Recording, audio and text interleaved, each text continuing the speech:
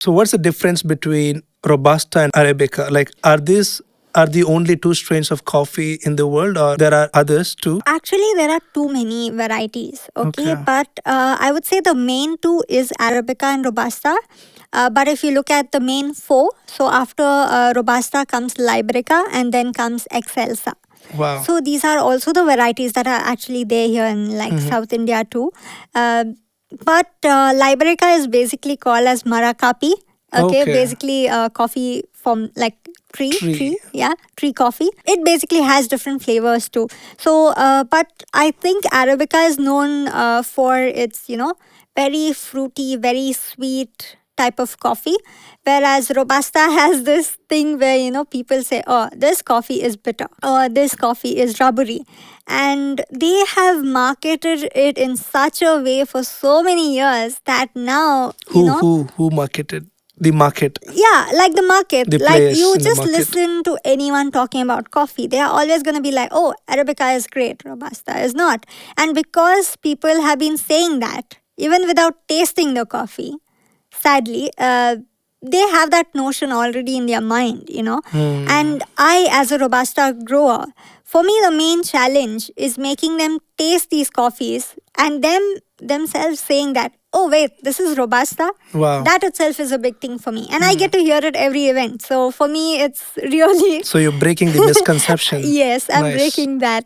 And also, Robusta is known to be used in blends. What are blends? Blends are basically a mixture of Arabica and Robusta. So I think it's something like 70, 30. Okay. Or So you 60, can create a 40. different drink just mixing with the just different mixing it. ratios. Yes. That's basically what they do with your South Indian filter coffees too. But at least here they drink it and they don't complain about it. But you go abroad and they just name the coffee, it's a blend. Blend of what? Yeah. I don't know. and sometimes you also get coffees that are completely Robusta and they don't want to talk about it. They're like, it's just coffee. What coffee is it? Where did it come from? No one wants to really talk about it. And I actually went on a trip to Melbourne this time. And it was really interesting to get people to taste my coffees, Wow, you took your coffee beans to Melbourne too. Yes. Wow. I took it there and I wanted these cafes to actually try my coffee. At least just enough, to know like, okay, this coffee is coming What is all the the way perception from of India. people?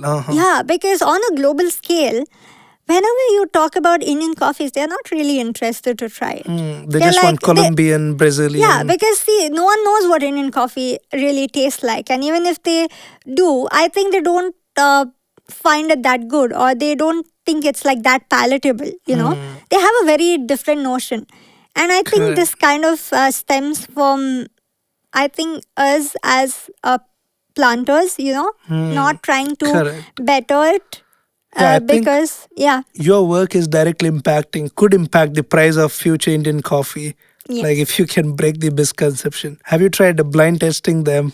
that is the future plan, yeah. How did they react when you showed Indian coffee beans to? A couple of them were very interested. They were like, okay, I'm gonna taste this right away, and they tasted it, and they were so interested that they actually gave us free coffees from their cafes to Okay. actually try at the same time because me along with my parents went there and we got to taste these coffees and it was like incredible.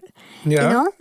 It was like really good tasting coffees, but very different, of course, because it comes from all around the world, the coffees. But what I would like to say is, How some are the people- Australian coffees different from Indian coffee? Like the coffee you get in Indian cafe. I think it's because it's all around the world, coffees from all around the world. So it's of course, it's going to be very different from the flavor profiles that you're used to here. But it's still quite nice, interesting to actually taste, and I feel like some people were very interested to try these coffees, while some people were not really excited to try it.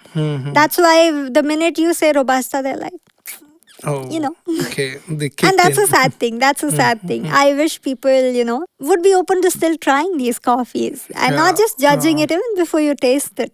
Because sometimes planters are forced to not even say what the coffee variety is or what That's the level species. of discrimination. Yeah, we have to do that sometimes just for you to taste the coffee. That's not good. People don't step up to taste I wouldn't Robusta. say like consumers. It's more on, like Yeah, these the people who are more, graders. more into,